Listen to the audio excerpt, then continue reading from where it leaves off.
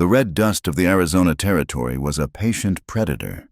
It settled in the lines of a man's face, coated the tongues of thirsty cattle, and painted the hems of women's dresses with a fine ochre silt. In the summer of 1877, the dust was winning.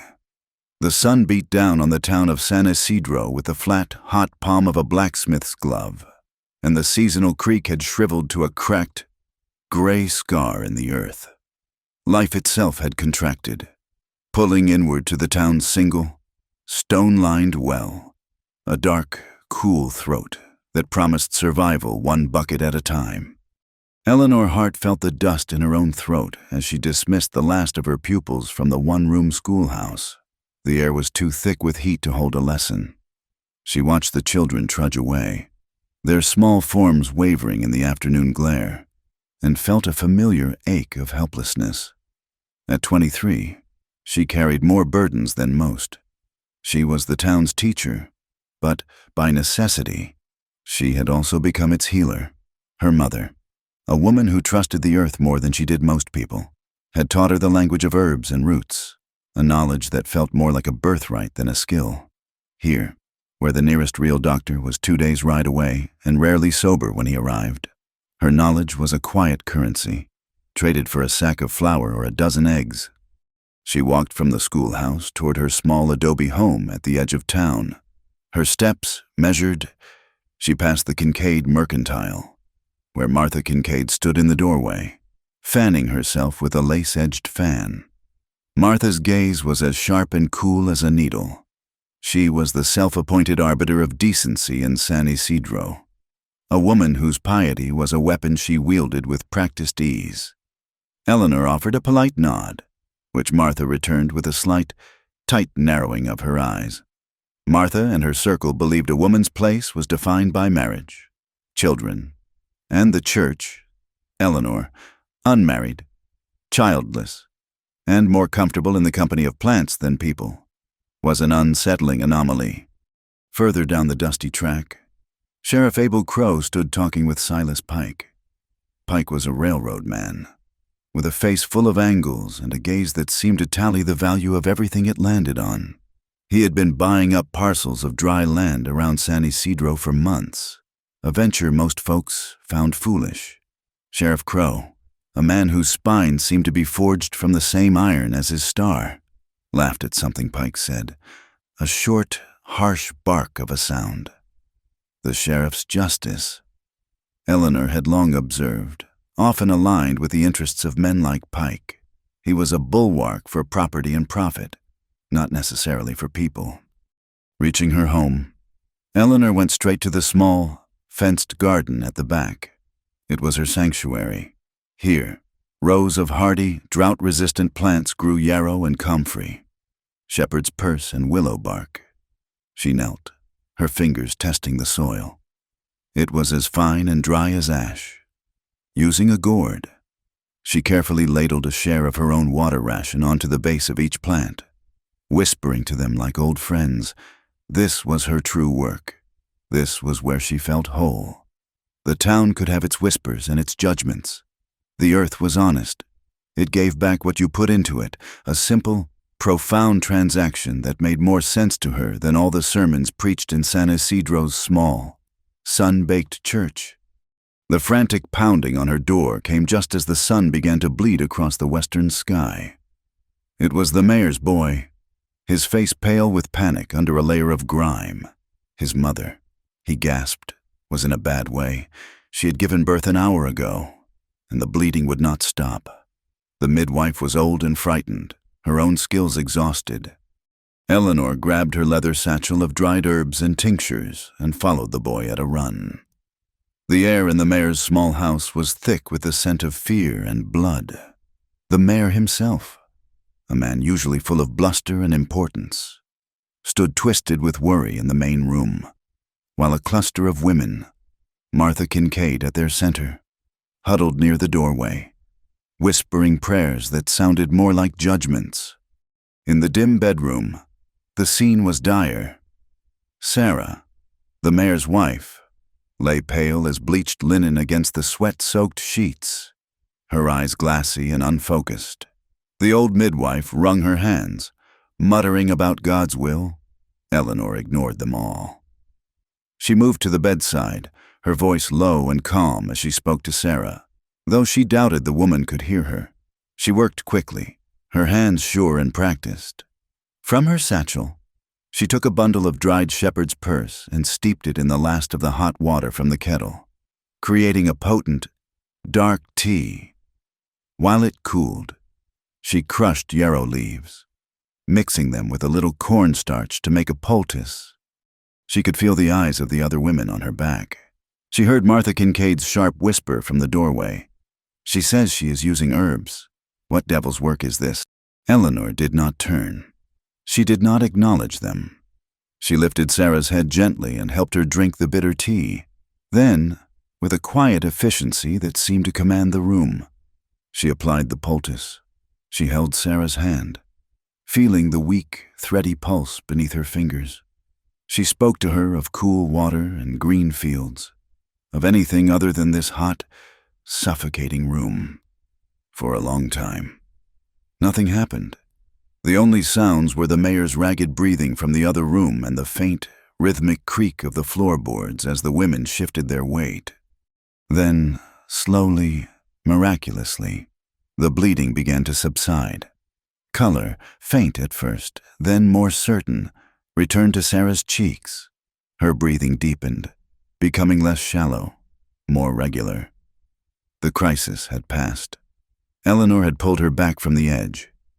She stayed for another hour, brewing a second, weaker tea and ensuring Sarah was stable before she finally cleaned her hands and packed her satchel.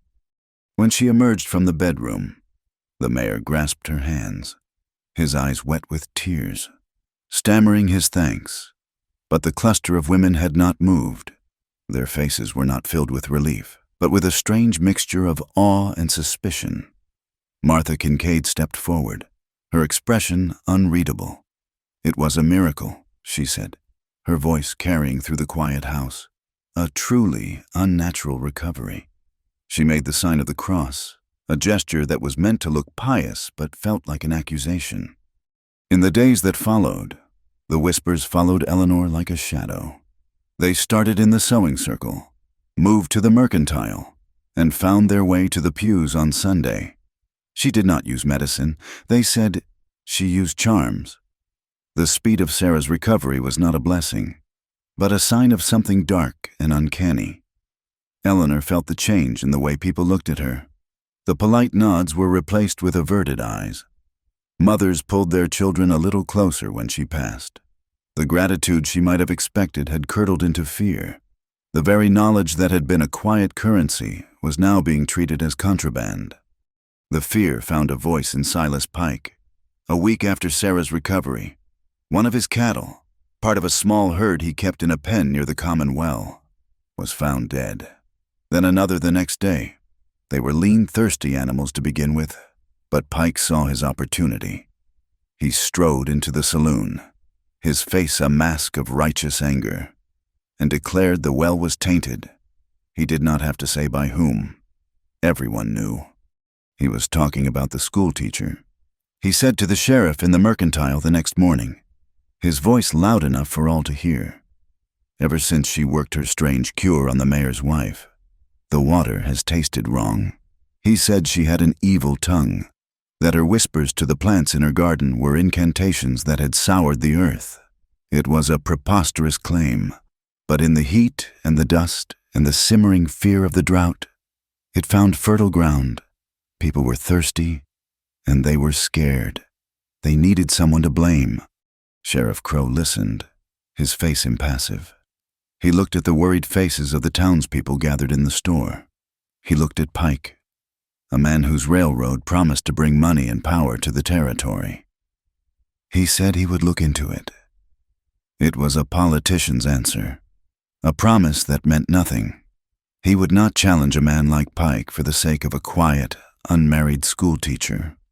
That afternoon, seeking a respite from the suffocating atmosphere of the town, Eleanor rode her old mare out into the scrubland. She needed to breathe air that was not thick with rumor. She followed a dry wash, heading for a small, sheltered canyon where she knew a few stubborn willow trees still grew, their roots digging deep to find some hidden moisture. As she dismounted, letting her horse drink from the canteen, she felt a sudden stillness, a shift in the air that made the hairs on her arms stand up. She was not alone. On the ridge above her, silhouetted against the unforgiving blue of the sky, were 3 riders. They sat on their horses as motionless as the rocks around them. Chiricahua Apache. Even from this distance, their discipline was apparent. The man in the center, taller than the others, had a severe, dignified bearing. This had to be Nantan Lobo, a man whose name was spoken in whispers by the settlers, a war leader who had never broken his word and never surrendered. Her heart hammered against her ribs, but she did not run. She stood her ground, her hand resting on her horse's neck. The Apache leader watched her for a long moment. His gaze was intense, not with malice, but with a kind of piercing appraisal. He seemed to look right through her, to see the healer's knowledge and the loneliness she carried. He saw the satchel on her saddle, recognized it for what it was. His eyes flickered briefly to a plant growing at the base of the rocks near her feet, a species of desert poppy she had not seen before. Then, with a slight, almost imperceptible nod, he turned his horse and, with the other 2 warriors, melted back over the ridge, disappearing as silently as he had arrived. The encounter lasted no more than a minute, but it left Eleanor shaken. It was not fear that she felt now, but a profound sense of isolation. Here was a man considered a savage by the people of San Isidro, yet he had looked at her with what felt like understanding, a shared respect for the harsh land they both called home. He recognized her purpose, while the town she served saw it as a threat. She gathered the willow bark she had come for and rode back toward San Isidro. As the small, dusty town came into view, it no longer looked like a sanctuary from the wilderness. It looked like a cage. The red dust swirled in the wind, and the setting sun made the windows of the houses glitter like angry, watchful eyes. The whispers were waiting for her. The blame was waiting for her. And she knew, with a certainty that chilled her to the bone, that the dying of Silas Pike's cattle was only the beginning. The thirst of the land was nothing compared to the thirst for a scapegoat, and she was the one they had chosen to drink dry. The day began with a scream. It was a woman's voice, thin and sharp in the dawn air, coming from the direction of the common well. The sound was a hook that pulled people from their beds, their homes, their uneasy sleep, in a town parched by drought. Any trouble at the well was trouble for every soul in San Isidro. A crowd gathered quickly, a patchwork of nightshirts and hastily pulled-on trousers, their faces etched with a communal anxiety. The well, their lifeline, had been violated. The water in the first bucket drawn that morning was not clear. It was black, thick with a foul-smelling sludge that coated the wood and rope. A greasy sheen floated on its surface, catching the first rays of the sun in an ugly, rainbow slick. It smelled of stagnant marsh and something acrid and industrial, like the axle grease used on the heavy wagons that supplied the railroad crews. The heart of the town had been poisoned. Panic rippled through the crowd, a low murmur that grew into a frantic buzz. Men shouted, women wept. This was more than a misfortune. It was an attack, and in their fear, their minds turned as one to the seed of suspicion that had been planted days before. Their eyes, filled with accusation, turned toward the small adobe house at the edge of town, where the teacher lived. Silas Pike stood at the back of the crowd, his arms crossed, a grimly satisfied look on his face that went unnoticed in the general chaos. He did not have to say a word. The work was already done. By mid-morning, the church bell began to toll. It was not the gentle, rhythmic call to Sunday service. It was a frantic, insistent clang, the sound used to signal a fire or an imminent raid, a sound that spoke of emergency and demanded assembly. Martha Kincaid stood on the church steps, her face pale but her eyes burning with a feverish certainty. She had found her pulpit. As the townspeople gathered before her, she let the bell toll for another full minute, letting the sound wind their nerves tighter and tighter. Then, with a sharp gesture, she silenced it. The sudden quiet was heavy, expectant. She pointed a trembling finger not toward Eleanor's house, but toward the well. She spoke of the unnatural events of the past weeks, of a healthy woman saved from death not by prayer but by strange weeds. She spoke of healthy cattle withering and dying as if cursed. Now, she cried, her voice ringing with theatrical despair, their very water, their life, had been turned to black poison. This was not the work of man, she declared. It was the work of a malevolent power, a witchcraft brought to their doorstep by an outsider, an unmarried woman who talked to plants and kept to herself. Her words were a torch, and the crowd was dry tinder. The whispers of the past days became a roar. She is the one, they shouted. The teacher, a witch. Martha's voice rose above them all, sharp and final. She demanded that the source of the corruption must be cast out, cleansed by the very water she sought to defile. Sheriff Abel Crow watched from the doorway of his office, making no move to intervene. He saw the direction the wind was blowing. He saw Silas Pike nodding in grim agreement.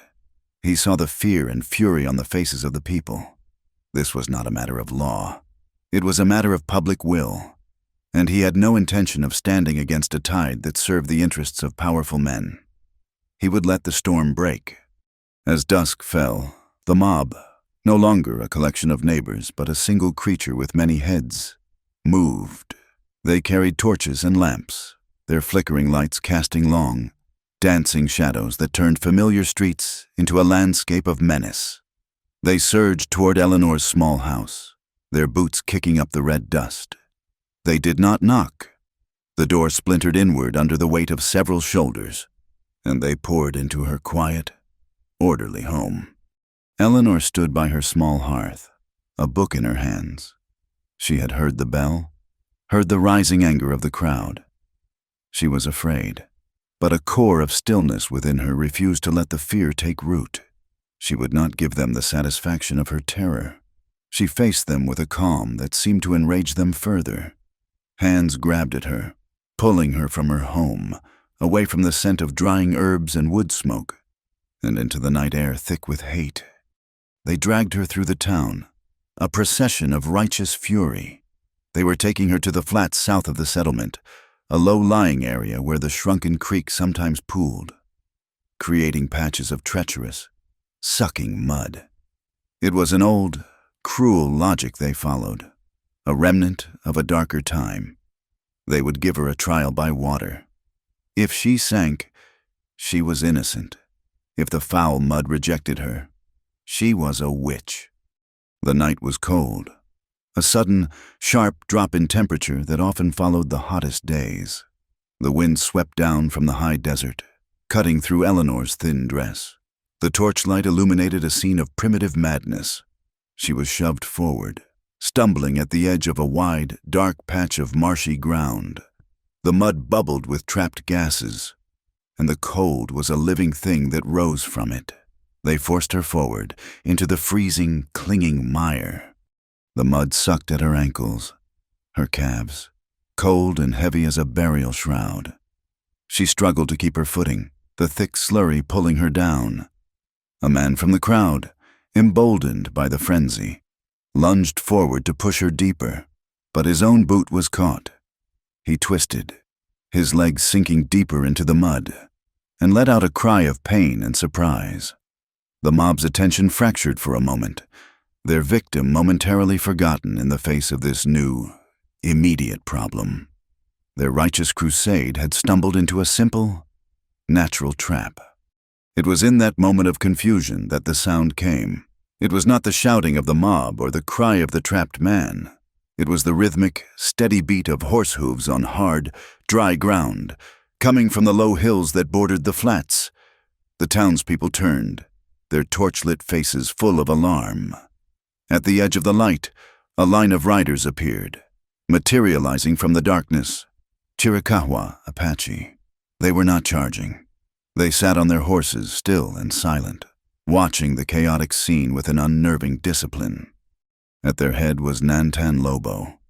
His eyes swept over the scene, taking in the torches, the frightened crowd, the man struggling in the mud, and Eleanor, shivering and stained, standing alone in the freezing water, his gaze locked with hers. And in that instant, she saw again the recognition she had felt in the canyon. He saw not a witch, but a woman in peril. With a quiet command to his men, he urged his horse forward.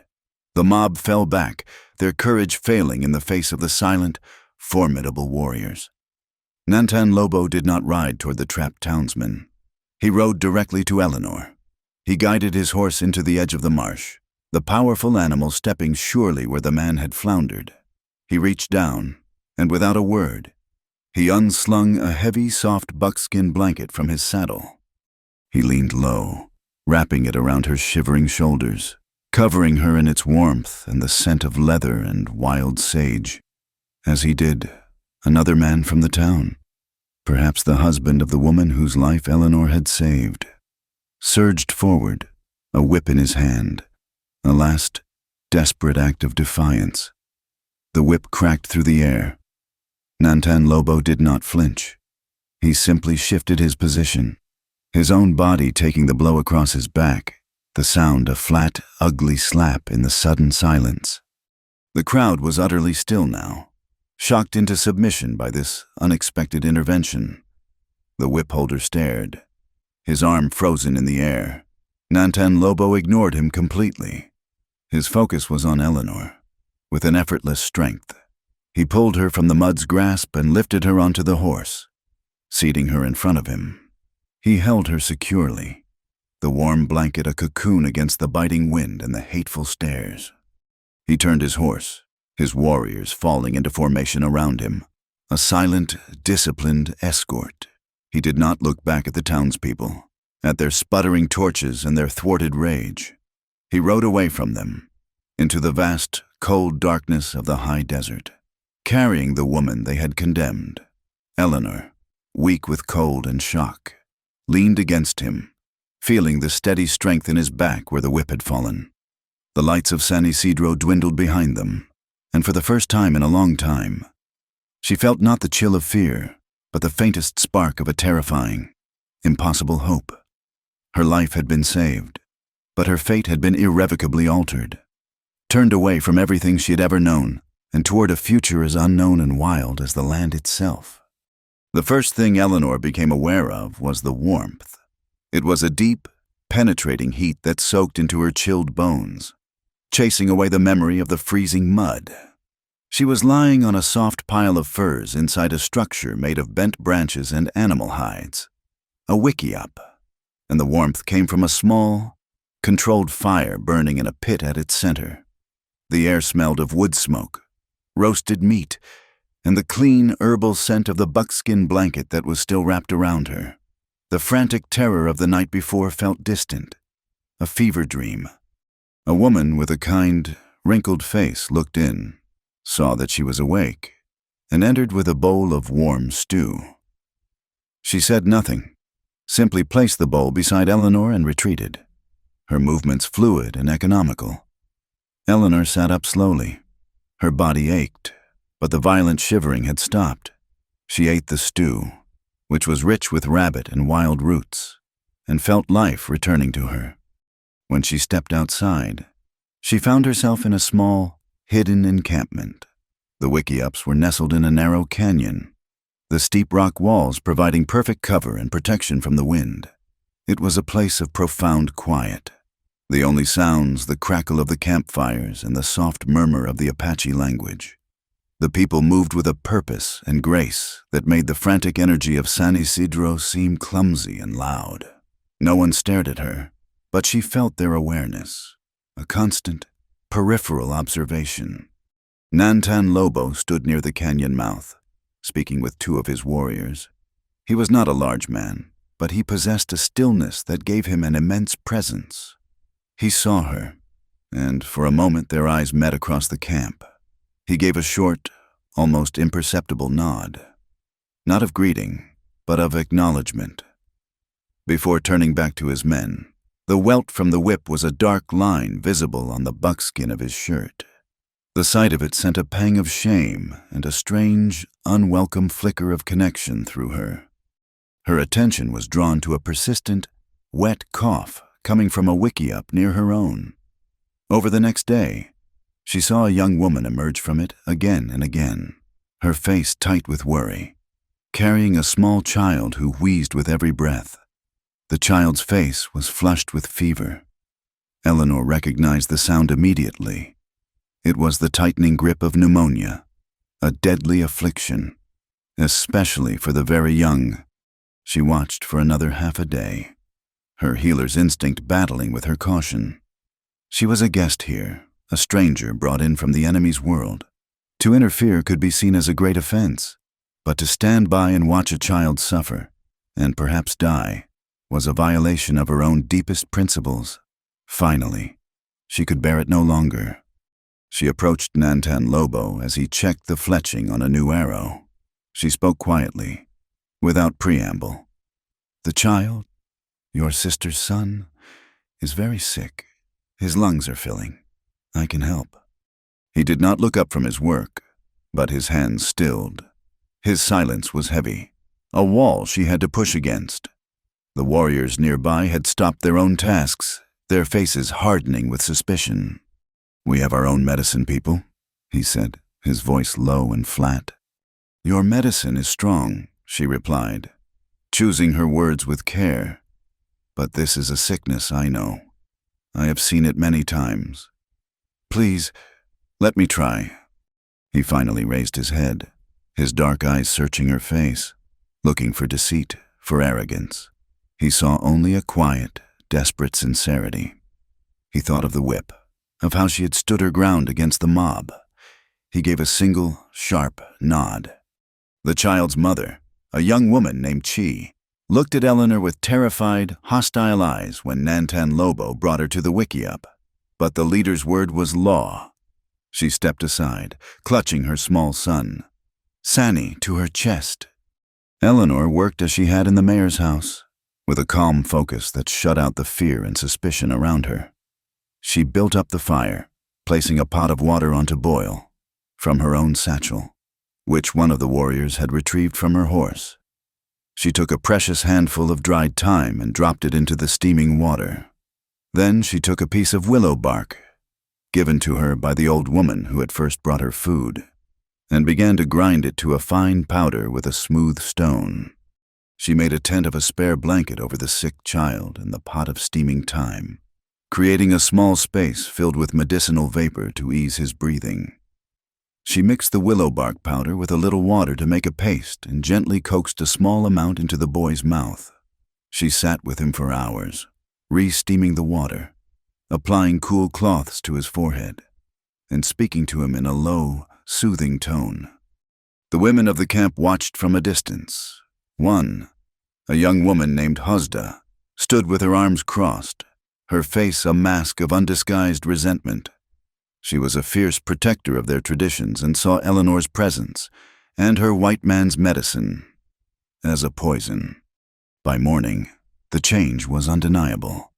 Sani's fever had broken. His breathing was still ragged, but the terrible, wheezing struggle was gone. He slept peacefully for the first time in days. Chi, the child's mother, looked at Eleanor, and the fear in her eyes was replaced by a dawning, reluctant gratitude.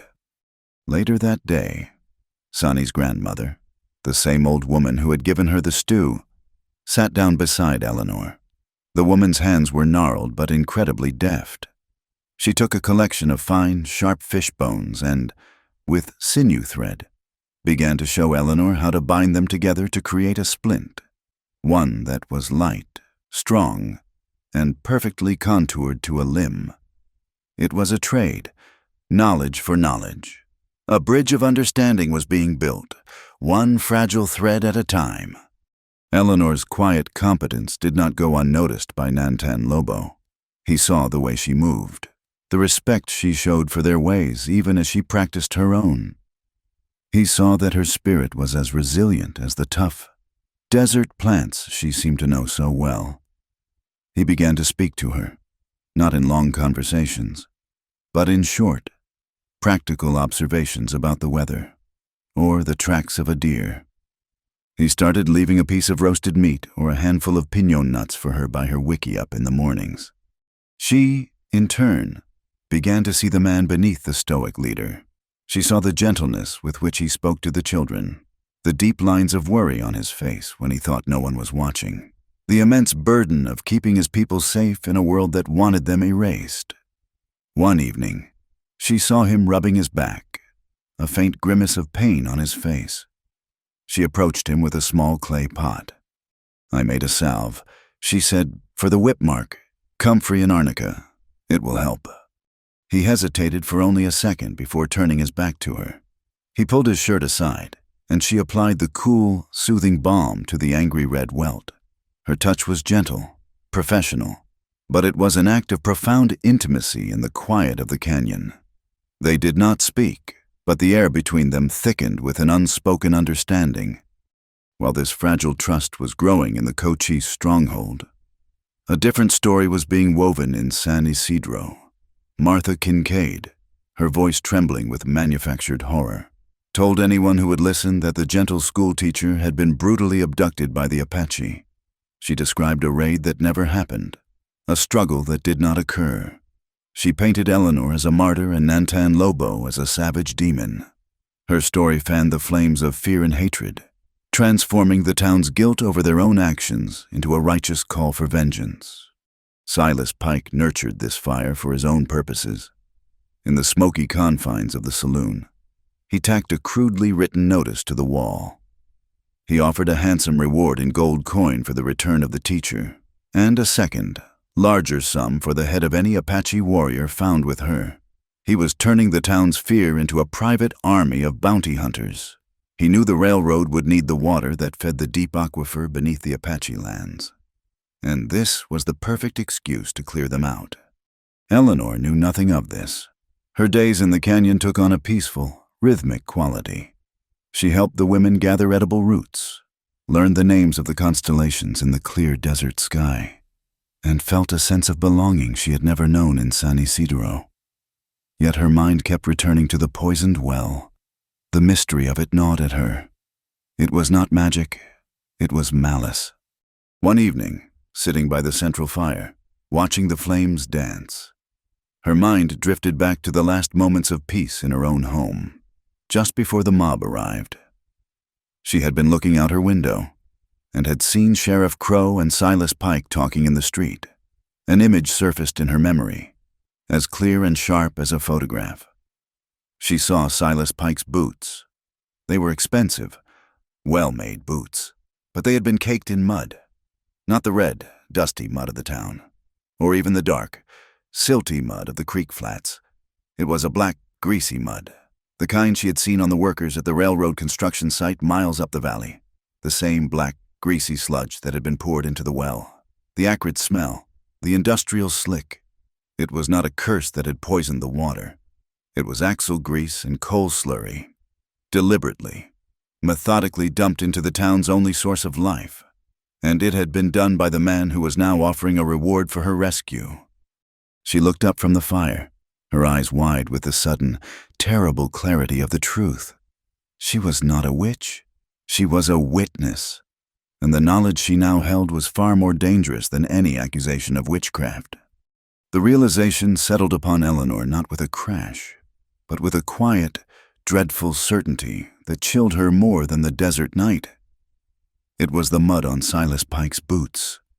The memory was so vivid, so clear, that it felt like a brand on her mind. She had to tell Nantan Lobo. She found him by the small fire, sharpening the head of a hunting spear with a piece of sandstone.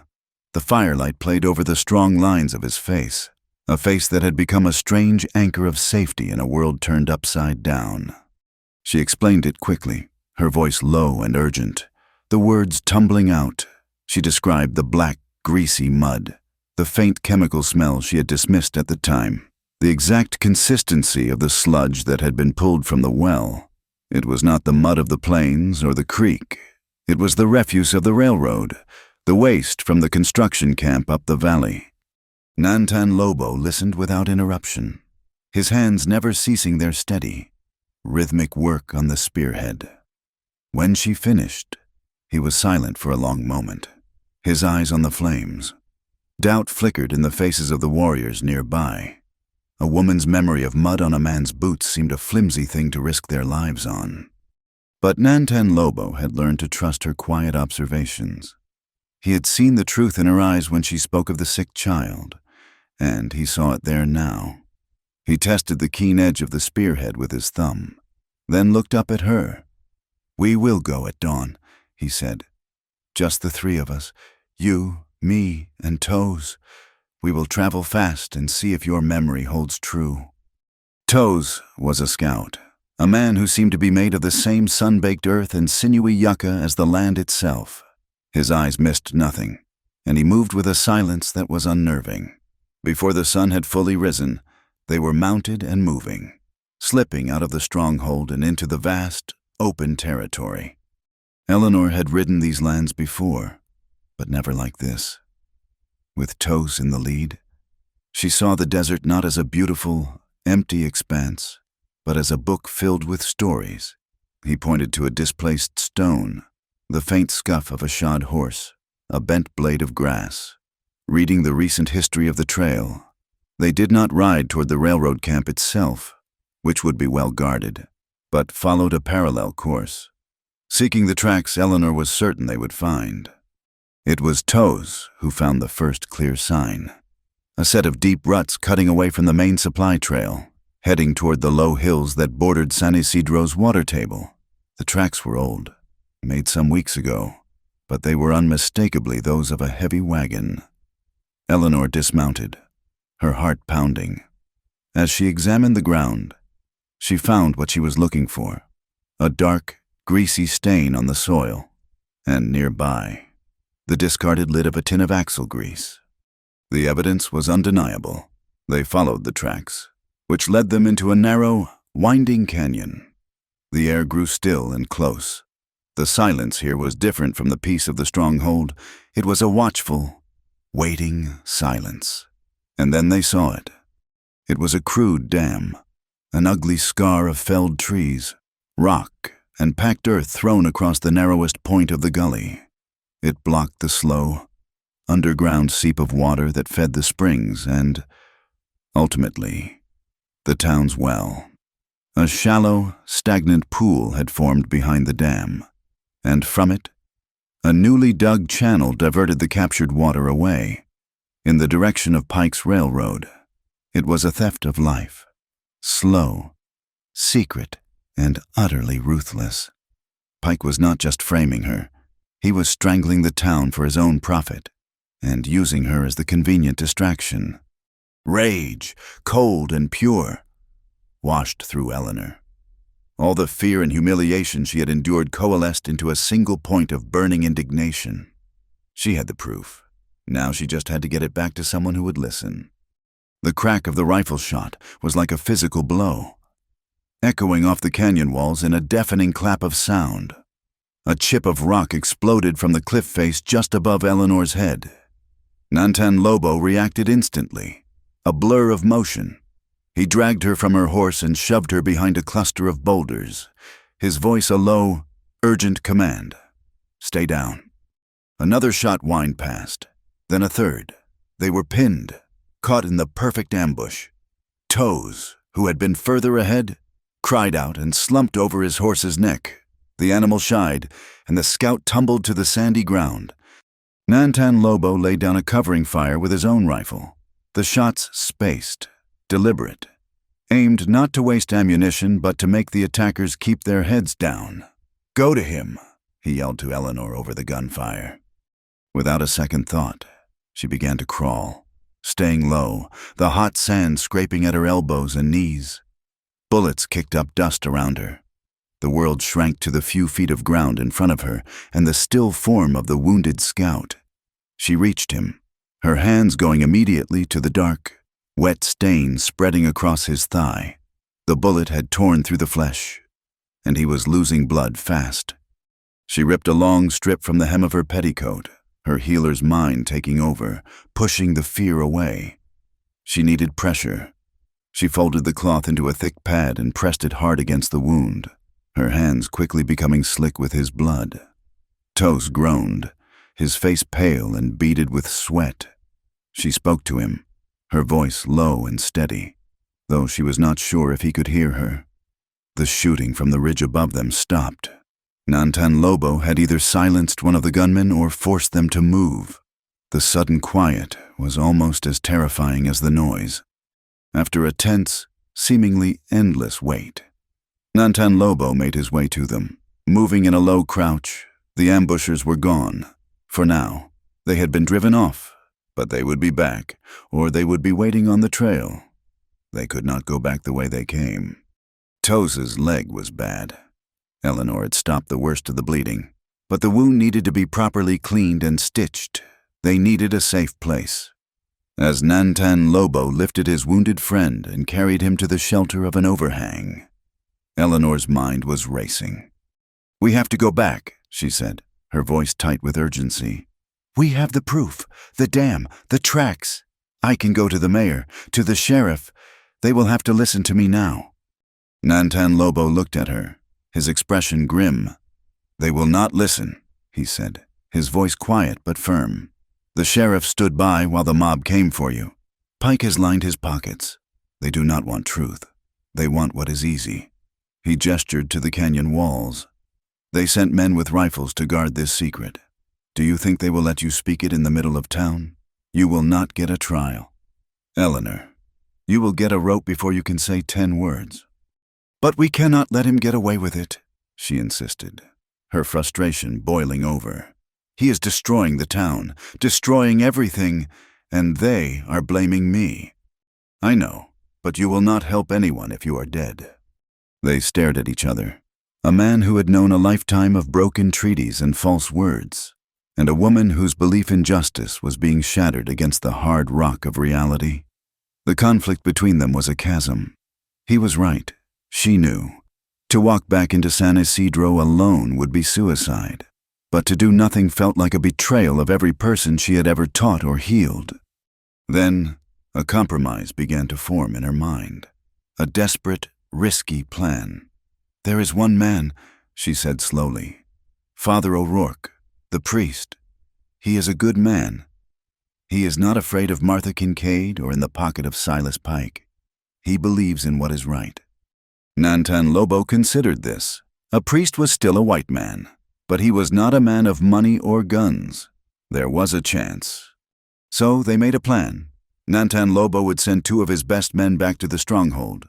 They would bring Chi and her now healthy, laughing son Sani. Chi would travel to the mission just outside San Isidro. An Apache woman with a child would not raise the same alarm as a warrior. She would carry a letter. Eleanor tore a page from a small journal in her satchel and, using a nub of charcoal from their last fire, she wrote. She told the priest everything she had seen: the dam, the diverted water, the evidence of the railroad's involvement. She begged him to read it to the town, to open their eyes. She signed her name, her hand shaking slightly. It felt like she was casting a message in a bottle into a violent, unpredictable sea. They tended to Tos's wound and then moved on, seeking a more defensible place to wait. As evening fell, the sky, which had been a clear, hard blue all day, turned a bruised, ugly purple. The temperature plummeted, and the wind began to whip through the rocks. Then came the hail. It started as small, stinging pellets, then grew to the size of marbles, then acorns, hammering the ground with a deafening roar. They huddled together in a shallow cave, the storm raging around them, a wild, elemental fury that dwarfed their own troubles. Eleanor was soaked through, her thin dress offering no protection. She began to shiver violently, the cold seeping deep into her bones. Nantan Lobo watched her for a moment. Then, without a word, he shrugged off his heavy leather shirt. It was worn and soft from years of use, and still held the warmth of his body. He handed it to her. "Put this on," he commanded. She was too cold to argue. She pulled the shirt over her own wet clothes. It was large on her, the leather smelling of him. of smoke, horse, and the clean scent of the desert. The shivering began to subside, to conserve what little warmth they had. He motioned for her to sit with her back against his. She hesitated for only a second before complying. His back was a solid, warm wall against her own. It was a position of shared vulnerability and profound, unspoken trust. They sat in silence for a long time, listening to the storm. "They see you as a witch," he said finally, his voice a low rumble against her back. "In my camp, they see a healer. They see your strength." "In town," she replied, her own voice barely a whisper. "I was just the unmarried schoolteacher, quiet, unimportant, until they needed someone to blame. It is a strange thing, to not be seen for what you are." He was quiet for a moment. "My people have known that feeling for a long time," he said. "They look at us and see savages. They do not see the families, the children, the way we honor the earth that gives us life. To be free is to be seen for who you are, and to be allowed to live as that person. Nothing more." She leaned her head back slightly, the leather of his shirt soft against her cheek. The storm howled outside their small shelter, but in the darkness, two people from different worlds, trapped by a common enemy, had found the one piece of ground they shared. For the first time in the heart of the desolate wilderness, neither of them was truly alone.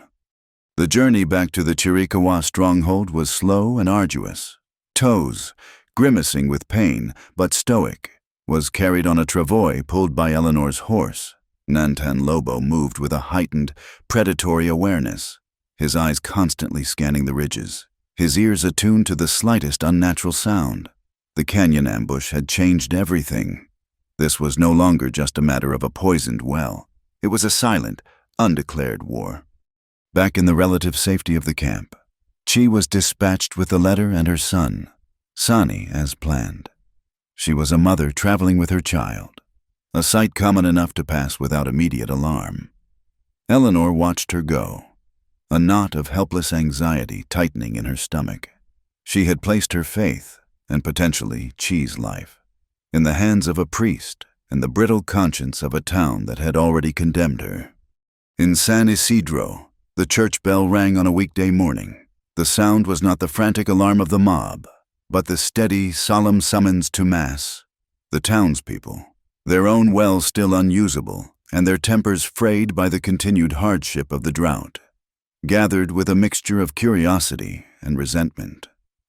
Father O'Rourke stood at the pulpit, his usually kind face set with a grave and determined expression. In one hand, he held Eleanor's letter. In the other, he held a sealed glass jar containing a sample of water from the town well. He did not begin with a prayer. He began by reading Eleanor's letter. He read her account of the tracks, the dam, and the deliberate diversion of their water. His voice, steady and clear, filled the small church, each word an indictment of the lie they had all so eagerly believed. When he was finished, he held up the jar.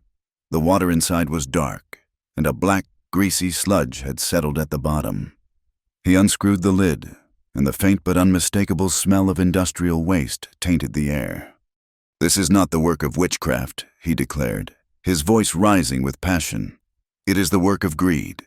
This is coal slurry and axle grease. It is the refuse from the railroad. Eleanor Hart is not a witch. She is a truth-teller, and we cast her out." A stunned silence fell over the congregation. For a moment, it seemed as if the truth might actually prevail. Men looked at each other, their certainty wavering. The physical evidence in the jar was hard to deny. But before a reason could take root, another voice cut through the quiet. "It is a trick," Martha Kincaid cried, rising from her pew, her face a mask of pious horror. "He has been bewitched. She has sent her spirits into his mind. The devil can twist the senses and make a good man speak lies. She is using this holy place to spread her poison through him." Her words were a spark in a powder keg.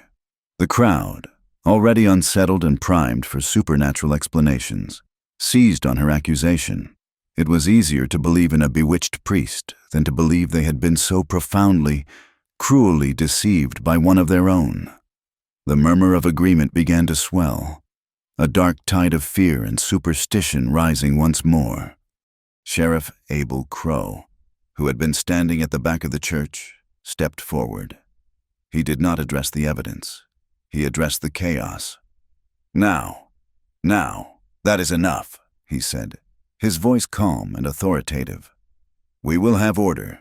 This is a serious accusation against Silas Pike. It is only fair he gets to face his accuser and the evidence in a proper setting. I am calling a town hearing. Tomorrow, at noon, we will settle this with due process." It sounded reasonable. It sounded just, but it was a death sentence for the truth. He was taking the matter out of the realm of conscience and placing it into a forum he could control. A stage where Silas Pike's money and influence would far outweigh a jar of dirty water and a letter from a condemned woman. Father O'Rourke looked at the sheriff, his eyes filled with a sudden, bitter understanding. The bell of the church had rung for truth, but the law had answered with a loaded gun. In the Apache camp, Nantan Lobo faced his own counsel. The warriors were restless. The news of the ambush and Tosa's injury had spread like wildfire. Their leader had been attacked, their territory invaded. Honor demanded a response. Several of the younger warriors argued for an immediate, retaliatory raid on the railroad camp. Nantan Lobo let them speak, his face unreadable. When they were finished, he rose. His voice was quiet, but it carried the weight of command. "They set a trap, and we walked into it. They want us to attack. They want to turn the soldiers loose on us with a reason. A wolf does not rush a baited trap. Pike is a man who thinks with a shovel and a stick of dynamite. He is clumsy. He will make more mistakes. We will watch, and we will wait. And we will choose our own ground to fight on." He spoke with a cold, clear logic that cooled their hot anger into a simmering, patient resolve. Later, Eleanor was tending to Hasda's mother. The older woman had been struck by a shaking fever, her body alternating between intense heat and bone-rattling chills. Hasda, the young woman who had been so openly hostile, now watched Eleanor with a desperate, pleading look in her eyes. Eleanor recognized the symptoms of malaria, a sickness carried by the mosquitoes that bred in the stagnant pools of the lowlands. She brewed a strong, bitter tea from a special bark she carried, a cousin to the willow, and sat with the woman, forcing the liquid past her lips, cooling her forehead with damp cloths. For 2 days, she did not leave the wiki up. On the 3rd morning, the fever broke. The old woman woke, weak but lucid, and asked for food. Hasda looked at Eleanor, her dark eyes filled with a complex mixture of gratitude, shame, and awe. She did not speak, but she took a small, intricately beaded bracelet from her own wrist and pressed it into Eleanor's hand. The gulf of suspicion between them had been closed by a simple, profound act of healing. The fragile peace was broken by the report of a scout. A new wagon train had been spotted, heading not for San Isidro, but for the canyon where the secret dam was built. Nantan Lobo and Eleanor climbed to a high ledge that overlooked the area. They watched as a dozen of Pike's laborers, armed with rifles, unloaded heavy wooden crates. They began to construct a small, windowless shed, a powder magazine, just a few hundred yards from the dam. "They are bringing in explosives," Nantan Lobo said, his voice a low growl. Eleanor felt a cold dread spread through her. "To blast a reservoir," she said, her mind piecing it together. "He is going to blow a hole in the ground, create a permanent basin. He is not just stealing the water anymore. He is claiming it, transforming the land itself, making his theft a permanent fact under the guise of an engineering project." The sound of their hammers echoed up the canyon, a rhythmic, metallic heartbeat of conquest. It was the sound of everything she feared, the relentless, brutal march of so-called progress. It seemed that every move they made was countered. Every piece of evidence she had was neutralized by a new, more audacious lie. She felt a wave of despair, a sense of hopelessness. As they sat there, watching the structure take shape below, an old man approached them. It was Noka, an elder so ancient his face was a map of every drought and hard winter the Chiricahua had ever endured. He moved slowly, but his eyes were as bright and clear as a hawk's. He sat down beside them, his gaze also on the men working below. He was quiet for a long time. Then he spoke, his voice dry and rustling like autumn leaves. "We have a story," he said. "It says the Creator gave the people the land, and the water was the blood of the land. The people could drink from the streams, and the land would live. But a monster was born among the people. It did not drink to quench its thirst. It drank to own the river. It drank until the river ran dry, and then it turned on its own kind, for they too were made of water." He looked at Eleanor, his ancient eyes seeing the despair in her. "The evil that has come to your town," he said softly, "is not the man down there with his hammers and his black powder. The man is small. The evil is the thirst, a thirst for water, for land, for gold, for power, a thirst that can never be quenched. It is a monster that wears a man's face and calls itself civilization. You cannot fight the man and win. You must find a way to poison the monster's thirst." His words settled over Eleanor, profound and unsettling. She had been fighting Silas Pike, the man. She had been trying to use truth as a weapon against his lies. But Noka was right. Pike was just a symptom. The disease was the insatiable hunger, the belief that everything, even the lifeblood of the land, could be owned, controlled, and consumed. The sound of the hammers continued to echo from the canyon below, but now they sounded different. It was not the sound of progress. It was the sound of a monster, digging its claws deeper into the heart of the world. The silence of the high desert was a living thing, a presence that Eleanor had come to cherish. But on this night, the silence was broken by a sound of pure distress, the sharp, repeated cries of a woman in the agony of childbirth. The cries came from a wickiup on the far side of the encampment, and they had been going on for a full day and a night. The camp's own midwife, an experienced older woman, had done all she could. Now, she stood outside the hide dwelling, her face a mask of weary resignation. The baby would not come. Eleanor felt a familiar pull, the healer's instinct that overrode all hesitation. She had seen this before.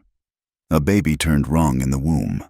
A breech birth was almost always a death sentence for both mother and child on the frontier. She found Nantan Lobo watching the wickiup, his face etched with a deep, personal concern. It was his cousin's daughter, a young woman giving birth to her first child. "I must go to her," Eleanor said, her voice quiet but firm. "I believe I know what is wrong. I may be able to help." He looked at her, his eyes full of the conflict between his people's traditions and the trust she had earned.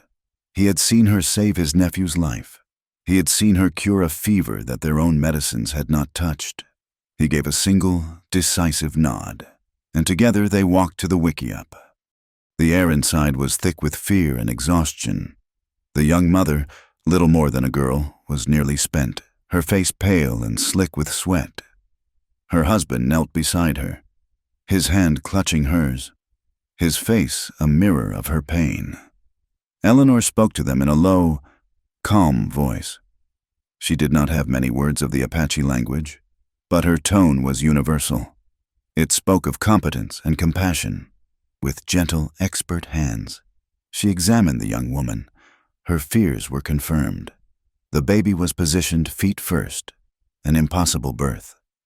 There was only one chance, a dangerous and painful maneuver she had learned from a traveling doctor years ago.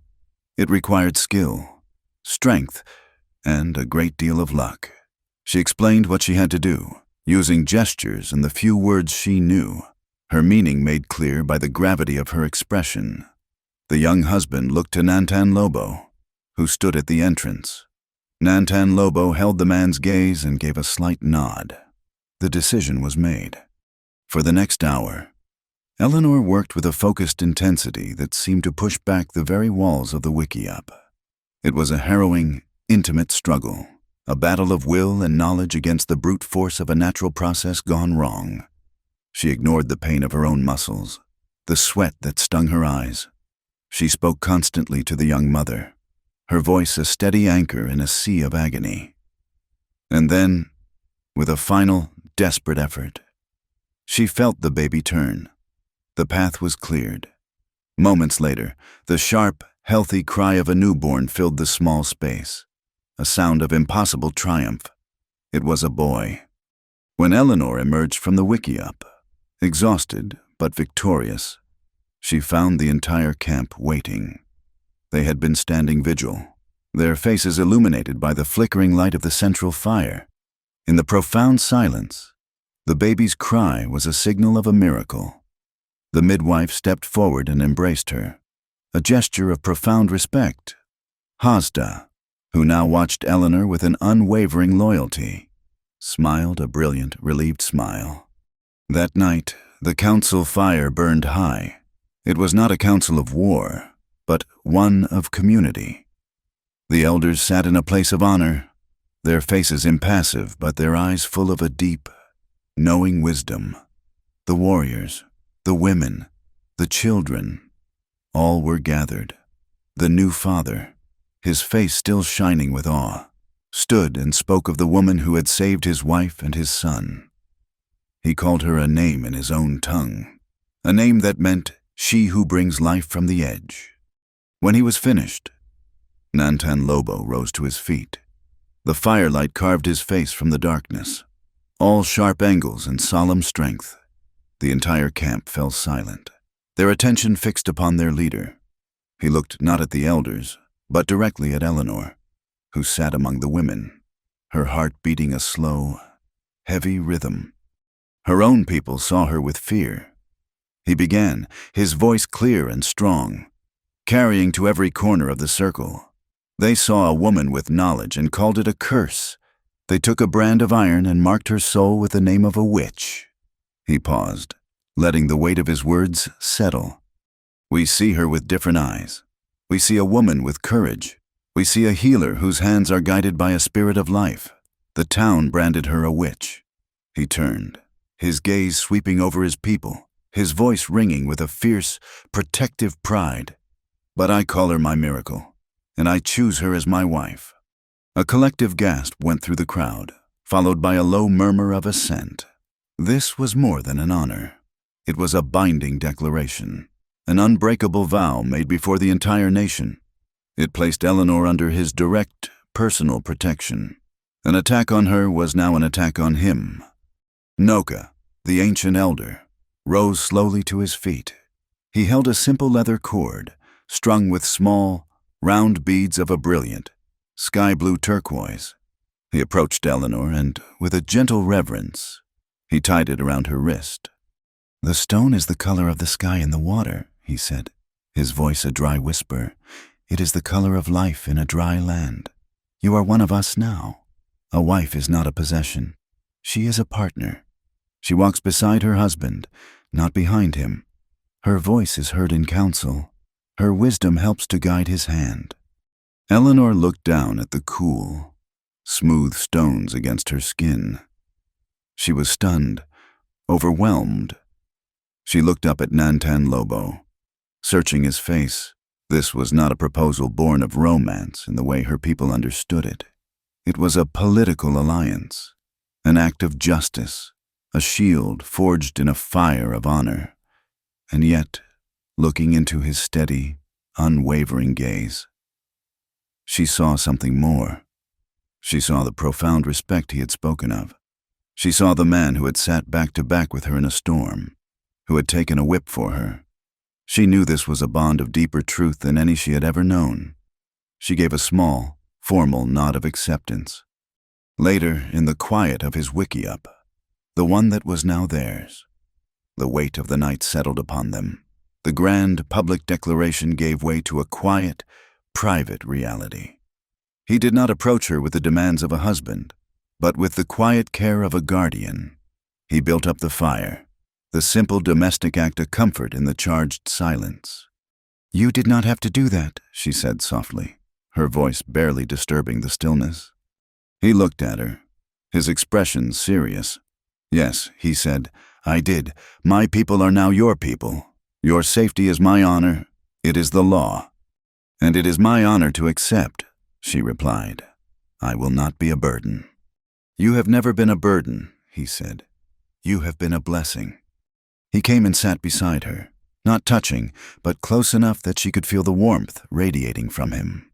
He reached out and gently touched the turquoise bracelet on her wrist. "In this place," he said, "you are seen for who you are. Remember that." She looked at his hand, strong and scarred from a life of battle and survival, and she felt a sense of peace that was so profound it was almost painful. She reached out, her own fingers tracing the dark, faded line of the whip scar on his back through the buckskin of his shirt. It was a shared wound, a symbol of the violence that had thrown them together. He turned his hand and his fingers closed gently around hers. It was a simple touch, but it was a vow, a promise of shared strength, of mutual sanctuary. Their moment of peace was shattered by the sound of a horse being ridden hard into the camp. A scout, his face grim, entered the wickiup and spoke in low, urgent tones. A messenger, one of Father O'Rourke's Apache converts, had come with a warning. The town hearing had been a sham.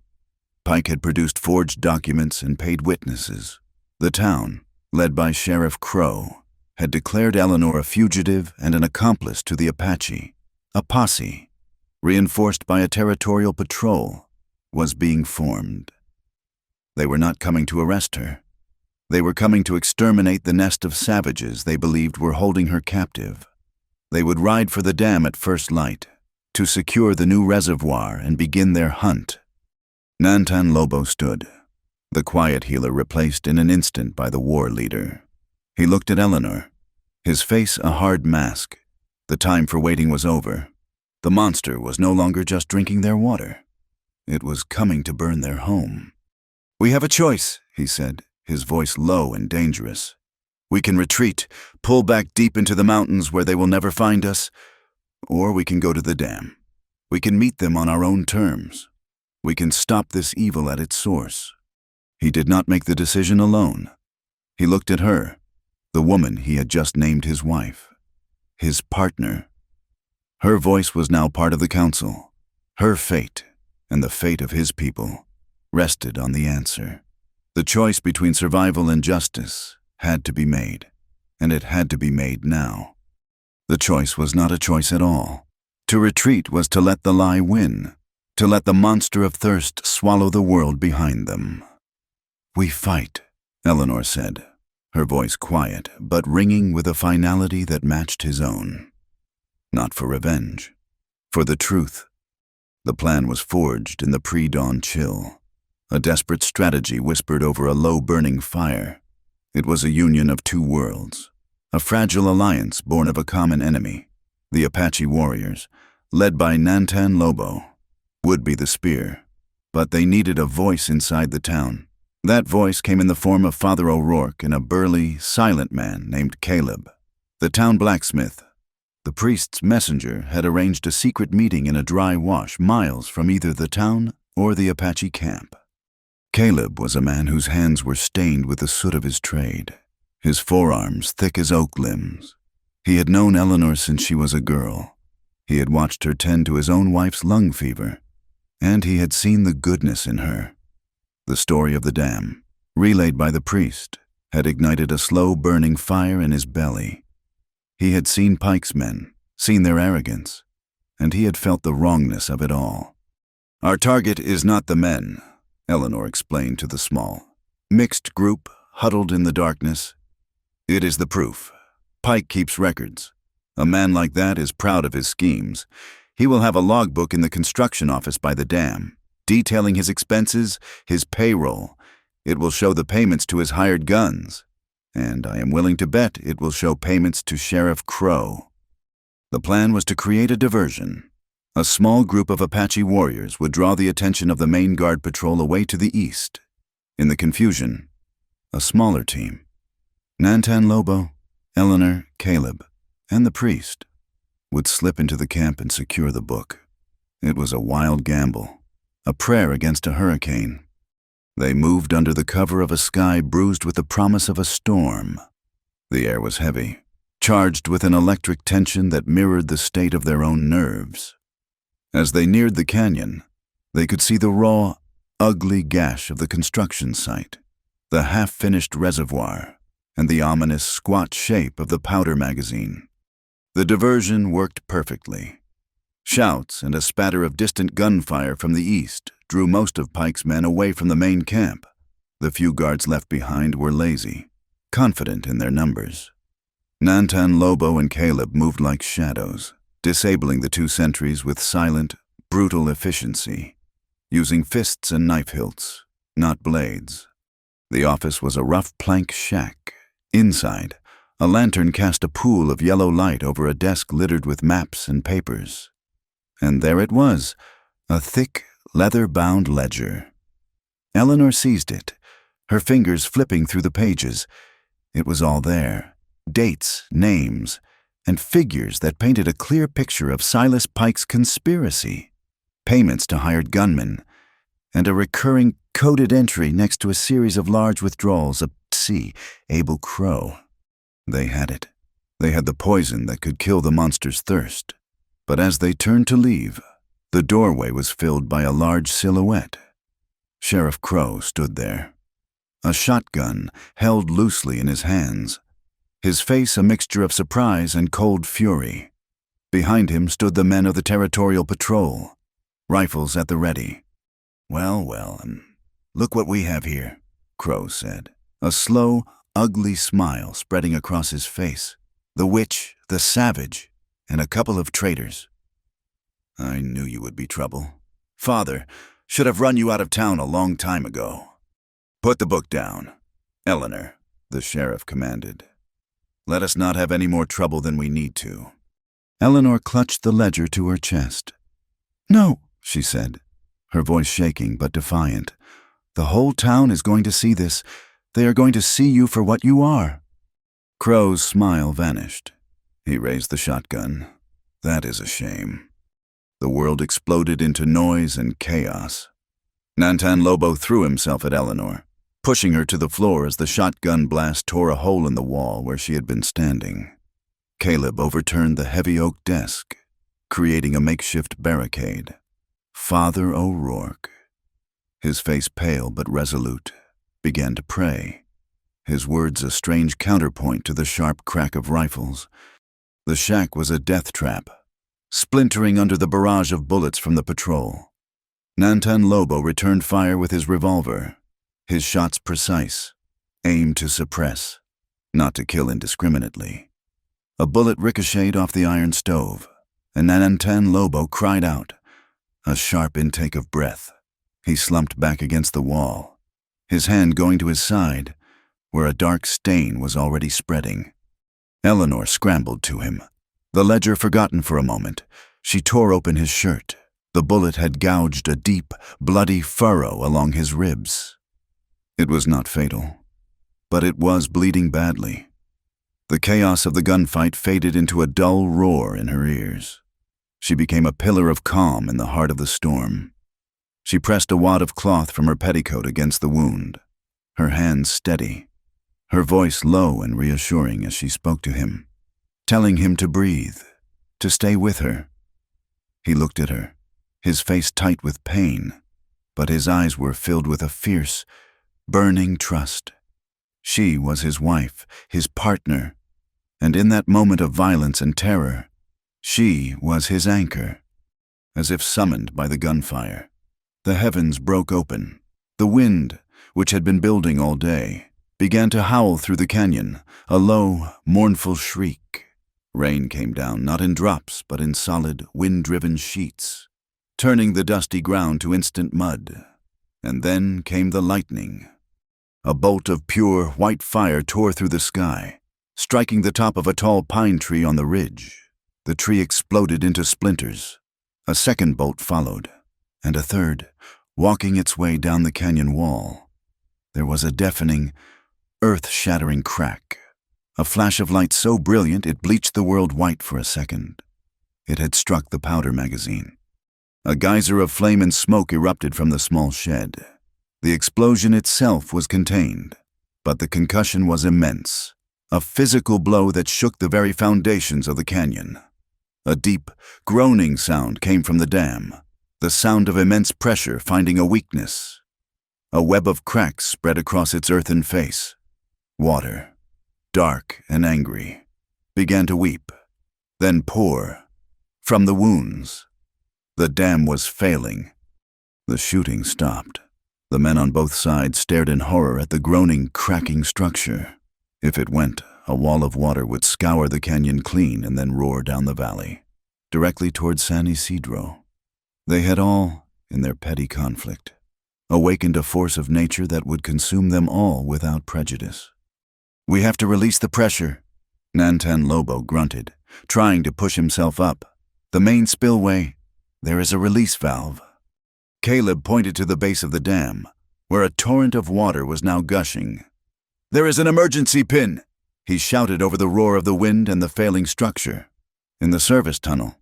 Someone has to crawl in there and knock it free. It will open the floodgates in a controlled release." It was a suicide mission. The tunnel was narrow and likely already flooding. The dam was groaning, ready to collapse at any moment. To enter that tunnel was to offer oneself up as a sacrifice. Nantan Lobo started to move, but collapsed back with a groan of pain. Sheriff Crow and his men were frozen, their faces pale with a fear that was far greater than their fear of the Apache. They were lawmen, not heroes. Eleanor looked at the raging water, the imprisoned truth. She looked at Nantan Lobo, the man who had named her his miracle. She looked at the ledger, the proof of the lie. The river had to be set free. The truth had to be set free. It was all the same. She stood up. "I will go," she said, her voice clear and steady above the storm. Caleb grabbed her arm. "It is too dangerous. The whole thing could go at any second." She looked at him, her face serene, filled with a purpose that transcended fear. "If the river is to sweep something away," she said, her voice ringing with an unshakable conviction, "let it first sweep away the lies." Without another word, she turned and ran out of the splintered shack, into the driving rain and the howling wind, toward the dark, churning mouth of the tunnel at the base of the dying dam. The mouth of the service tunnel was a black maw, vomiting a torrent of cold, muddy water. Eleanor did not hesitate. She took a deep breath and plunged into the churning chaos, the force of the current immediately trying to rip her from her feet. The tunnel was a narrow, concrete pipe, barely wide enough for a man to crawl through, and it was slick with a century of slime. The roar of the water and the groaning of the dam were a single, deafening sound that vibrated through her bones. She fought her way forward against the current, her hands scrabbling for purchase on the rough walls, her feet slipping on the curved floor. The water was rising, already up to her waist, and it was numbingly cold. She could feel the immense, shuddering weight of the dam above and around her, a beast on the verge of collapse. Every instinct screamed at her to turn back, to flee, but the image of Nantan's face, tight with pain but filled with trust, pushed her onward. Above her, on the storm-lashed crest of the dam, the temporary truce had shattered. Silas Pike, seeing his entire scheme literally washing away, let out a roar of pure, animal rage. He ignored the patrolman, ignored the groaning structure beneath his feet, and charged at the one man he blamed for it all. He launched himself at Nantan Lobo, who was struggling to rise, his wounded side a blaze of agony. The two men met in a tangle of limbs, a raw, brutal fight fueled by desperation and righteous fury. Pike was a bigger man, his strength born of brute labor, but Nantan Lobo moved with a warrior's fluid economy. Using Pike's own momentum against him, they slipped and slid on the muddy, rain-slicked earth, their struggle a primal battle at the heart of the storm. At that same moment, the sound of the church bell began to cut through the howl of the wind in San Isidro. It was not a call to prayer or a signal of alarm. It was a relentless, urgent, Unbroken peal, a sound that demanded attention, that spoke of a crisis of the soul. Father O'Rourke was pulling the rope, his face set like stone, calling his flock to a final reckoning. The townspeople, drawn by the strange summons and the ominous roar from the direction of the canyon, began to gather in the muddy street before the church. Caleb, the blacksmith, was waiting for them. He stood on the mercantile porch, sheltered from the worst of the rain, the stolen ledger in his hand. When a sufficient crowd had gathered, he held it up. He did not need to shout. The book itself, held in his honest, calloused hands, was a powerful symbol. He opened it and began to read. He read the entries of payments to hired guns. He read the dates of the water diversion, and then, his voice ringing with the cold fury of a betrayed man, he read the name, over and over, that appeared next to the largest sums A.C. Abel Crow. A wave of understanding, sickening and profound, washed over the townspeople. They had been lied to. They had been manipulated. They had been turned into a mob, a weapon, by the very men they had trusted to lead and protect them. Their gazes, no longer filled with suspicion for an outsider, now turned with a cold, hard anger upon the few familiar faces of the men who had been Silas Pike's most vocal supporters. Martha Kincaid stood among them, her face ashen. The world of simple piety and clear enemies she had so carefully constructed had just been demolished, and she stood trembling in the ruins, forced to see the ugly, complicated truth. Sheriff Crow, who had been trying to organize the posse, saw the mood shift. The eyes on him were no longer deferential. They were the eyes of a jury that had already reached its verdict. Back in the tunnel, Eleanor finally reached the release mechanism. It was a heavy, rust-seized iron pin set horizontally through a massive gear. She put her shoulder to it, pushing with all her might, but it would not budge. The water was at her chest now, pulling at her, trying to drag her back into the darkness. Panic, cold and sharp, threatened to overwhelm her. Then Noka's words echoed in her mind. The evil is the thirst. She was not just fighting a pin. She was fighting the greed that had jammed it in place. She found a loose rock on the floor of the tunnel and, bracing herself against the wall, she began to hammer at the end of the pin. The sharp clang of rock on iron, a desperate drumbeat against the roar of the water. On the dam, Nantan Lobo gained the upper hand. He twisted out of Pike's grasp and, with a sweep of his leg, sent the bigger man tumbling. Silas Pike slid in the mud, his feet skidding over the edge of the failing dam. He cried out, his hands clawing at the slick earth as he began to slide over the precipice into the churning water below. Nantan Lobo, his sides screaming in protest, scrambled to the edge. He had him. His enemy was helpless, about to be consumed by the very force he had tried to harness. But Nantan Lobo's code was not one of vengeance.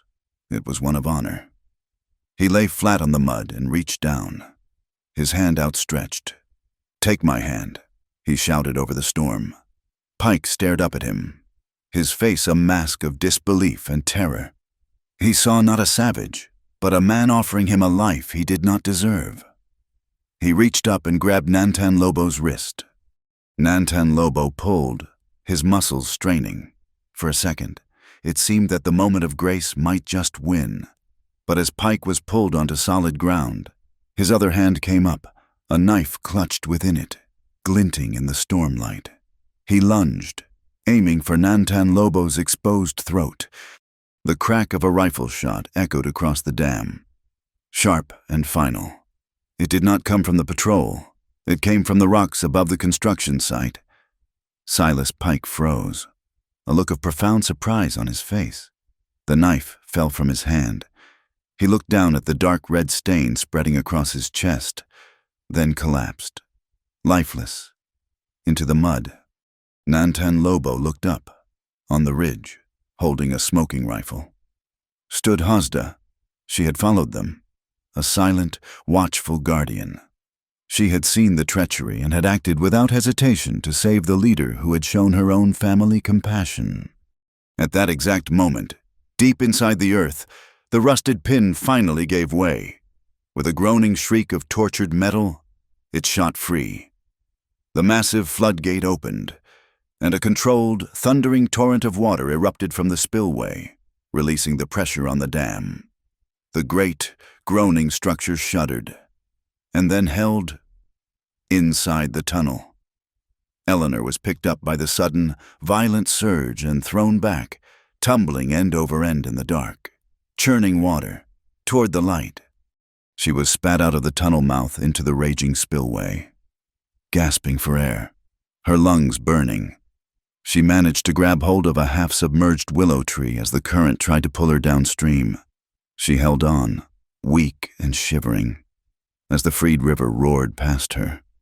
The sudden, controlled release of water was the final piece of evidence for the town. They saw it was not a catastrophic flood, but a deliberate act of salvation. Sheriff Crow saw his last chance vaporize. He made a run for his horse. He did not get 10 feet before he was surrounded by the townspeople. Caleb, the blacksmith, stepped in front of him, his face hard as the iron he worked. There was no rage, no talk of a rope, just a cold, final judgment. "It is over. Abel," he said, and the crowd closed in. Not to kill him, but to simply hold him, to strip him of the power he had so profoundly abused. Nantan Lobo, with Hazda's help, made his way down to the riverbank and pulled Eleanor from the water. He wrapped her in a blanket, his hands gentle. They stood together, watching the water surge down its natural course, filling the dry, cracked bed of the seasonal creek for the first time in months. The crisis was over. As the main force of the water passed, and the flow settled into a steady, powerful stream, a new sound reached them from San Isidro.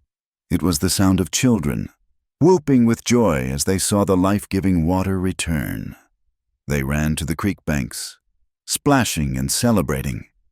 Nantan Lobo looked at the body of Silas Pike, a small, insignificant thing in the mud.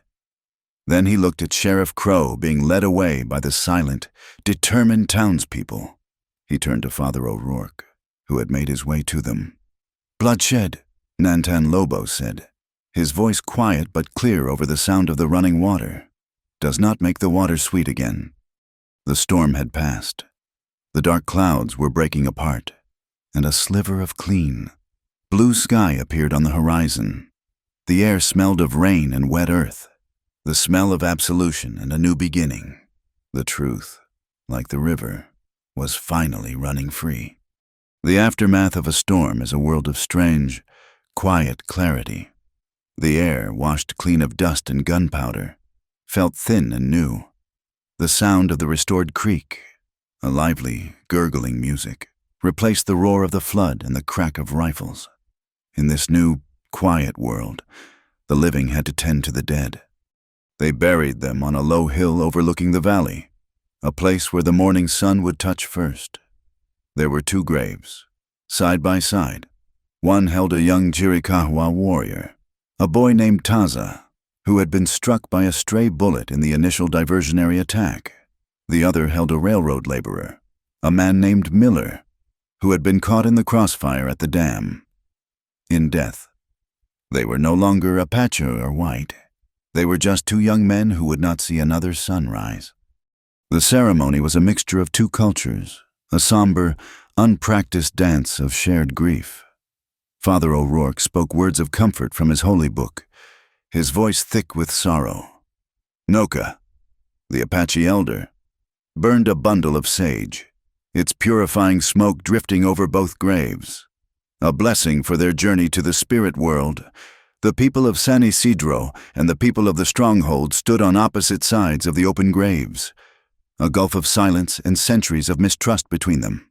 But as the first shovelfuls of damp earth were cast, a few of the town's women began to weep, and across the divide, an Apache mother, Taza's mother, let out a low, soft keen of loss. In that shared sound of a mother's heartbreak, the first fragile thread of a bridge was woven. Eleanor stood beside Nantan Lobo, the turquoise bracelet a cool, solid weight on her wrist. His presence was a silent source of strength, though she could feel the tension in him, the immense effort it took to stand here in peace among the people who had just days ago, wanted to kill him. Later that day, as Eleanor was sorting through the salvaged contents of her small adobe house, a shadow fell across the doorway. Martha Kincaid stood there, alone.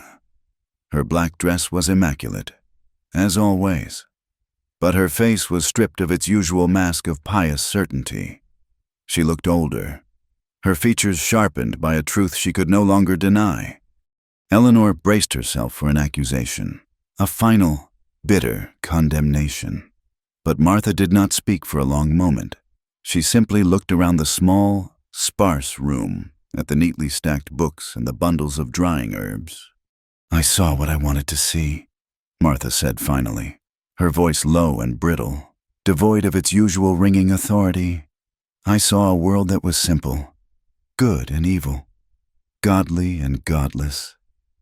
It was easier that way. She looked directly at Eleanor, her eyes clear and unflinching. "I was wrong." It was not an apology, not in the way most people would understand it. There was no plea for forgiveness.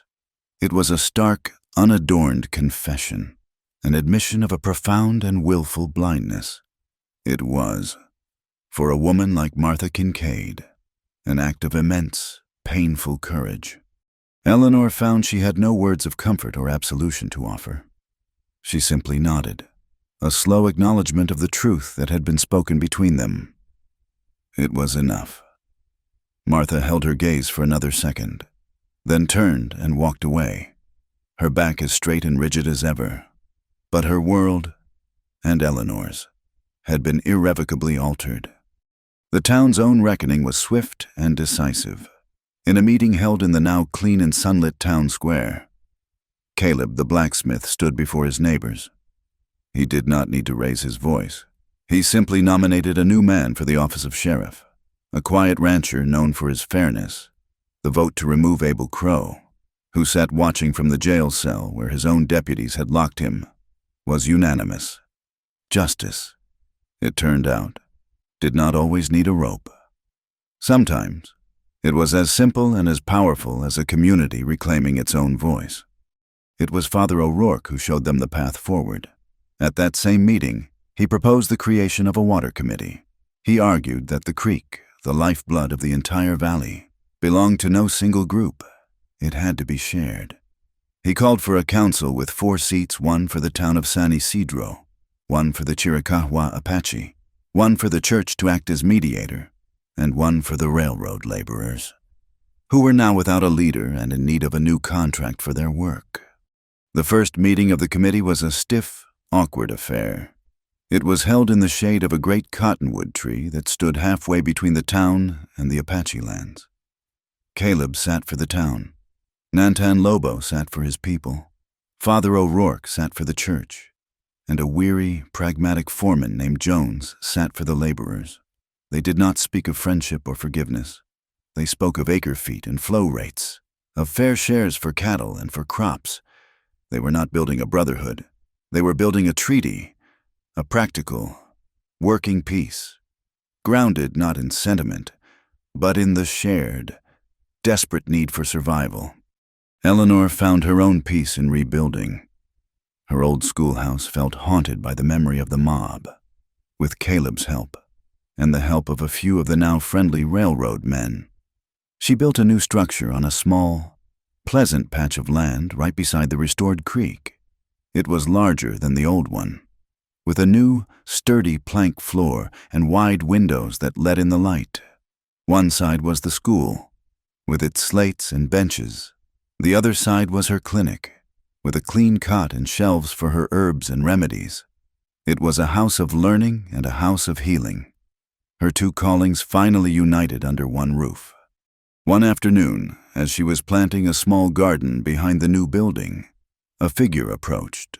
It was Hosda, the young Apache woman who had once looked at her with such fierce suspicion, now walked toward her with a shy smile. In her hands, she carried a small, deerskin pouch. She held it out to Eleanor. "Seeds," she said, one of the few English words she knew. She opened the pouch to reveal a collection of hardy, drought-resistant corn and squash seeds. varieties her people had cultivated in these dry lands for centuries. It was a gift of immense value, a sharing of the future. From jealousy to friendship, a new crop was being planted. The evenings were Eleanor's favorite time. The heat of the day would bleed away, and the sky would fill with a riot of stars. She and Nantan Lobo would sit by their fire, and the space between them, once filled with the tension of survival, was now filled with a quiet, growing intimacy. They began to teach each other their languages. He would point to the sky and say the Apache word for the great star road that swept across the heavens. She would teach him the English word for promise, for tomorrow. One night, as the fire burned low, casting their faces in a warm, flickering glow, they spoke of the dead. It was a tradition among his people to speak the names of those who had fallen, to keep their memory alive in the circle of the living.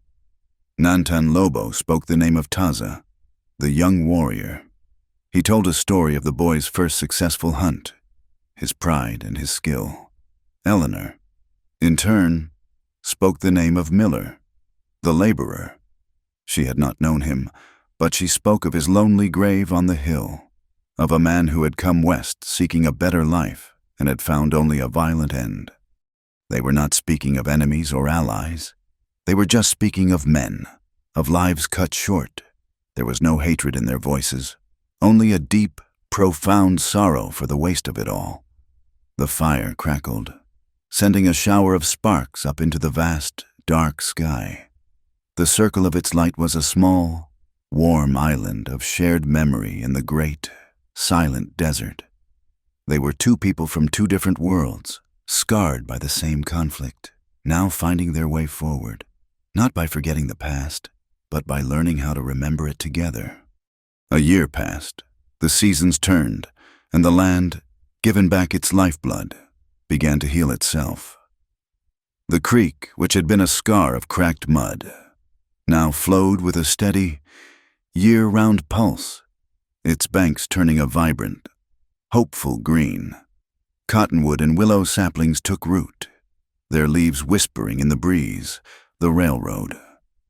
After a territorial investigation prompted by Father O'Rourke's damning evidence and the formal testimony of the entire town, had rerouted its tracks miles to the south, leaving the valley in a state of quiet, hard-won peace. The ugly gash of the construction site was slowly being reclaimed by yucca and sagebrush, the abandoned dam a silent, crumbling monument to a thirst that had been poisoned at its source. The true healing, however, took place not in the land, but in the space between people. The fragile treaty forged at the water committee meetings slowly, cautiously, grew into a working relationship, and then into something that occasionally resembled a friendship. It was decided, by both Noka the elder and Caleb the blacksmith, that the bond between their two peoples, the bond that had saved them all, should be formally honored. They gathered not at the church, nor at the Apache stronghold, but on the neutral ground beside the creek, under the shade of the great cottonwood. It was not a wedding in either of their traditions, but something new, something forged from the ashes of their conflict. Eleanor wore a simple dress of pale buckskin, a gift from Hazda and the other Chiricahua women, beaded with the blue stones that symbolized water and life. Nantan Lobo wore a clean linen shirt, a gift from the town.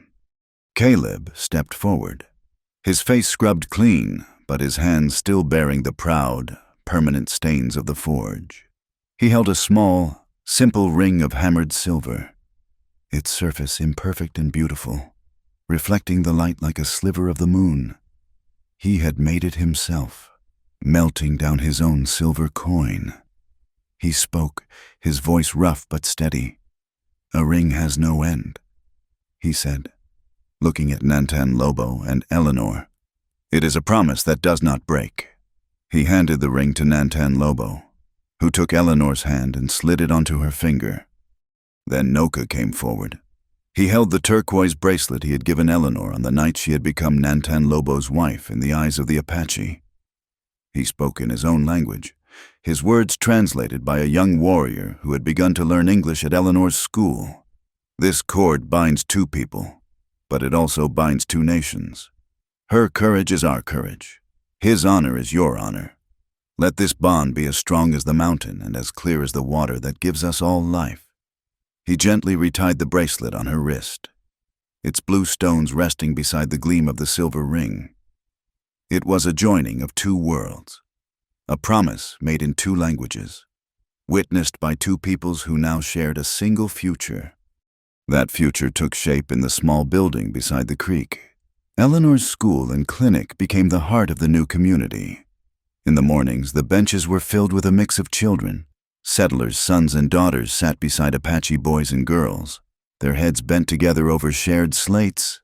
They learned their letters and their numbers, but they also learned each other's words for the world around them. The Apache children taught the white children the names of the desert plants and the stories of the coyote. The white children taught the Apache children the words to songs their parents had carried from faraway lands. They were the first generation to grow up without the inherited hatred of their elders. Their friendships a quiet, powerful testament to the change that had taken place.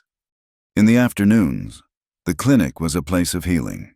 Eleanor's knowledge of herbs and roots was now supplemented by a steady supply of medicine brought in by the circuit doctor, a man who had heard the story of San Isidro and now treated Eleanor not as a rival, but as a respected colleague. She set bones with splints taught to her by Apache women and treated fevers with tinctures from the doctor's bag. She delivered babies for the women of the town and for the women of the stronghold, her hands a bridge of trust that erased all boundaries. Peace was a state that had to be actively maintained. The story of Silas Pike's defeat and the bounty he had placed on Eleanor and the Apache had spread through the territory. Vultures were always drawn to the scent of trouble and gold, but the valley was no longer a soft target. Nantan Lobo and a hand-picked group of his best warriors, now officially sanctioned by the new territorial marshal as a local constabulary, patrolled the borders of their shared land. They were a silent, disciplined presence, their reputation preceding them.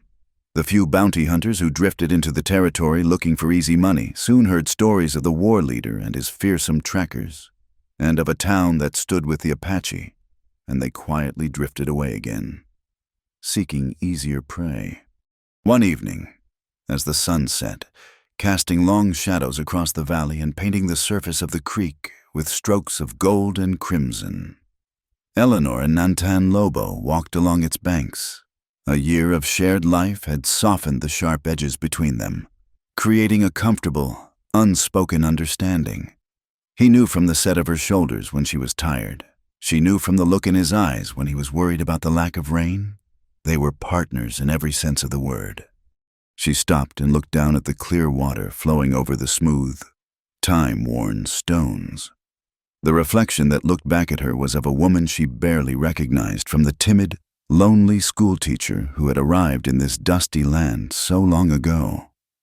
Her face was browned by the sun.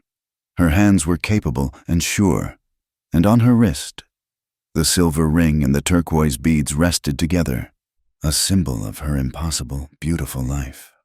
She looked at Nantan Lobo, at the quiet strength in his face, the lines of care etched around his eyes, and a wave of profound gratitude washed over her. She thought of the whispers, the accusations, the terror of the mob, and the long, dark journey that had led her to this moment of peace. "The town branded me a witch," she said, her voice soft, speaking not just to him but to the memory of it all. "But my husband, he called me his miracle, and he chose me as his wife. From that day on, we decided to let the water tell the rest of the story." Thank you for listening to our story. Please comment with where you are listening from so we can all connect. Subscribe to my channel Wild West Tales, like this video, and press the hype button to help this story reach more people.